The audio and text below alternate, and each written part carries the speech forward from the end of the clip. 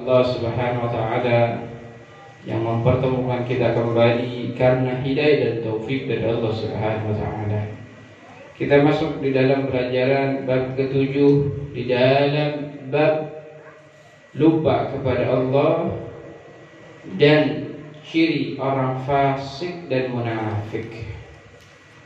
Ada sebuah hadis, ada sebuah cerita, ada seseorang datang kepada Imam Hasan Al-Basri. Imam Hasan Al-Basri seorang imam adib, seorang ulama yang besar, wali besar. Seorang perempuan datang kepada Imam Hasan Al-Basri. Dia bercerita sungguhnya dia punya putri masih muda tapi meninggal.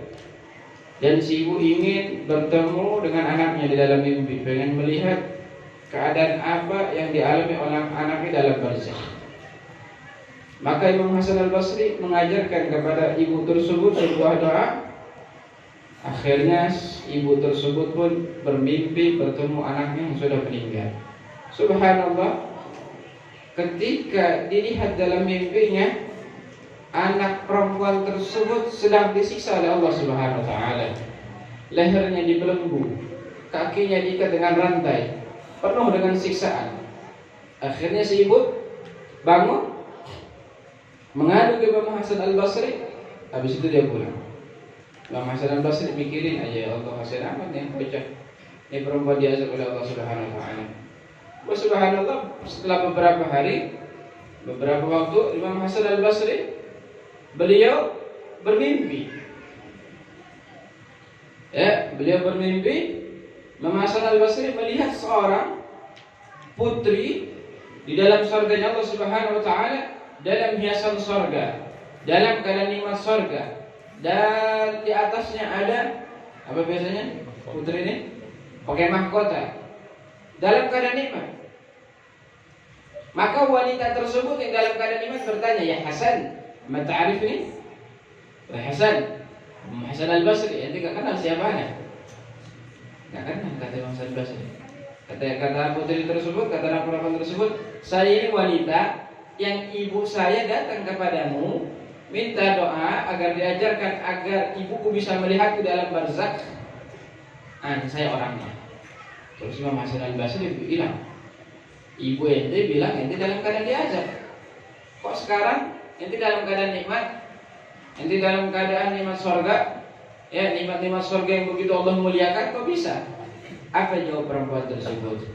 "Ada seorang laki-laki, dia lewat di pemakaman kami, di kuburan kami, dia baca sholawat sama Nabi Muhammad SAW satu kali, maka 550 manusia yang dikubur di dalam pemakaman tersebut, ya, area kuburan tersebut, diangkat azabnya oleh Allah Subhanahu wa taala. Diangkat azabnya oleh Allah Subhanahu wa taala. Berkah apa? Berkah satu sholawat. Jadi ada orang lewat di kuburan itu, dia baca sholawat satu kali sama Nabi Muhammad, terus diniatin tuh pahala sholawatnya biar Allah kirim kepada ahli kubur tersebut. Ada 550 orang. Nah, si wanita termasuk orang seperawan tersebut yang dimakamkan di tempat tersebut, diangkat azabnya oleh Allah Subhanahu wa taala dengan berkah satu sholawat. Imam Ghazali beliau katakan, bagaimana satu sholawat Allah Subhanahu wa taala bisa memberikan ampunan kepada hamba-hambanya yang sedang diazab oleh Allah Subhanahu wa taala sebanyak 550. Bagaimana dengan seorang yang hidupnya selama 50 tahun dihabiskan untuk bersalawat kepada Nabi Muhammad sallallahu alaihi wasallam. Ayo, ambil waktu buat salawat kepada Nabi Muhammad sallallahu alaihi wasallam. Apalagi malam Jumat, malam yang baik, dan malam-malam yang lainnya. Perbanyak salawat kepada Nabi Muhammad. Insyaallah buat celengan kita nanti dibantu oleh Nabi Muhammad sallallahu alaihi wasallam. Dan paling sedikit seorang muslim, apalagi anak majlis. Para ulama mengatakan seorang muslim, mau dia anak majlis, mau dia preman, mau dia bajingan, kategorinya muslim, hendaknya dia bersalawat sama Nabi Muhammad paling sedikit 300. Gimana seorang santri, gimana seorang pencari ilmu, gimana anak majlis salim, harus lebih 500, 1000, 2000, bukan ngomongnya doang. Berapa salawat mah? 2000 saya bisa. tapi nggak dilaksanain, tapi nggak dilakuin. Ya, dia belajar baca dulu 100, bisa 100, 200, bisa 200, 300, sampai terus 500, 1000, 2000, 3000, 5000, 10.000 terus. Nanti insya Allah kalau ente dikit-dikit ente lawan hawa nafsu ente, Allah beri keberkahan, Allah beri kerajinan ente untuk salawat kepada Nabi Muhammad Sallallahu Alaihi Wasallam. Jangan sekali-kali berpikir salawat bagi untuk kiai doang. Tidak, salawat bagi orang yang mau hidup beruntung, bagi orang yang mau diberi keberkahan oleh Allah Subhanahu wa Ta'ala. Kita masuk dalam pelajaran kita. Allah Subhanahu wa Ta'ala berfirman, "Wala takunu kalladzina nasullah." Allah sebutkan dalam firman-Nya, janganlah kalian menjadi seperti orang-orang yang lupa kepada Allah. Siapa yang lupa kepada Allah? Di sini ahli tafsir mengatakan kal munafiqin, seperti orang munafik. Orang munafik itu orang yang lupa sama Allah Subhanahu wa Ta'ala. Bagaimana mereka melupakan Allah Subhanahu wa Ta'ala? Mereka meninggalkan perintah Allah dan mereka mengerjakan apa yang dilarang oleh Allah Subhanahu wa Ta'ala. Dan mereka merasa lezat dengan syahwat dunia, dan mereka selalu tergila-gila dengan syahwat dunia. Ya, inilah ciri-ciri munafik. Kata Allah, jangan kalian ini menjadi orang yang lupa kepada Allah. Siapa orang lupa kepada Allah? Itu orang munafik. Dia lupa atas perintah Allah, tapi kalau bab maksiat dia enggak pernah lupa. Dan dia merasakan lezat, dia tertawa-tawa ketika maksiat kepada Allah Subhanahu wa Ta'ala.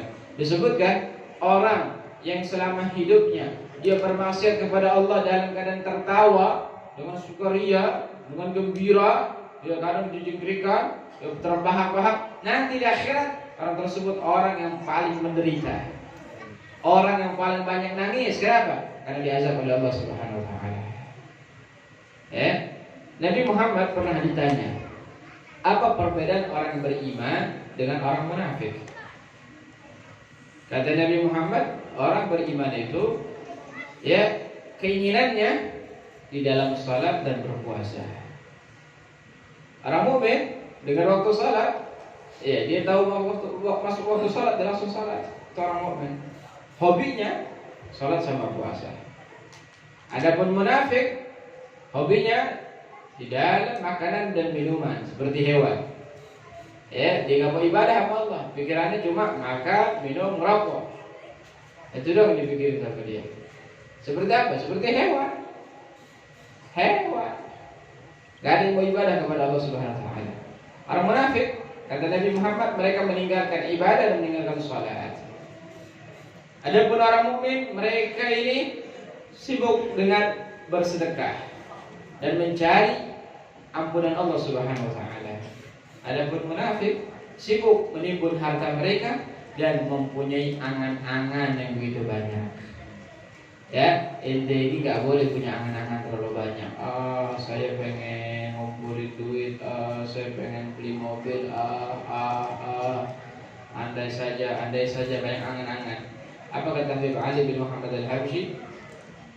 Ma madhafa wal mu'ammal al-ghaib wa laka sa'ma kunta fiha. Kata Habib Ali, saya bisa mendudurat, ma madhafa yang udah berlalu dia berlalu.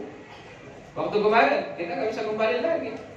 Oh, dia berlalu. Kalau emang itu dosa, ya tinggal kita minta ampun sama Allah Subhanahu wa Ta'ala. Kalau pahala, ya alhamdulillah. Maka dhafat sudah berlalu. Wal mu'ammal ghaib, hilangin. Ente punya angan-angan yang gaib, yang belum kelihatan. Pengen ini, pengen itu lah. Dari balik, walakas sa'ama kunta fiha. Manfaatkanlah waktu yang kau berada di dalamnya. Sekarang nih, Allah kasih hidayah dan taufik untuk kita mengaji. Ayo ngaji. Untuk berzikir kepada Allah, ayo berzikir kepada Allah. Untuk bersalawat kepada Nabi Muhammad, ayo. Jangan mikirin besok, jangan mikirin waktu kemarin. Waktu sekarang manfaatin. Ente punya kesempatan nih, ya, yang biasanya sibuk kerja, yang dunia, sumpah sekarang kena lockdown atau kena shift kerjanya. Ayo manfaatin waktu sekarang untuk beribadah kepada Allah Subhanahu wa Ta'ala.